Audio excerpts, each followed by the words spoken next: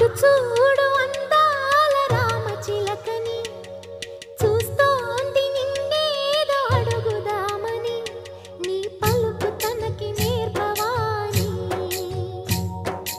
ఇటు చూడు చిన్న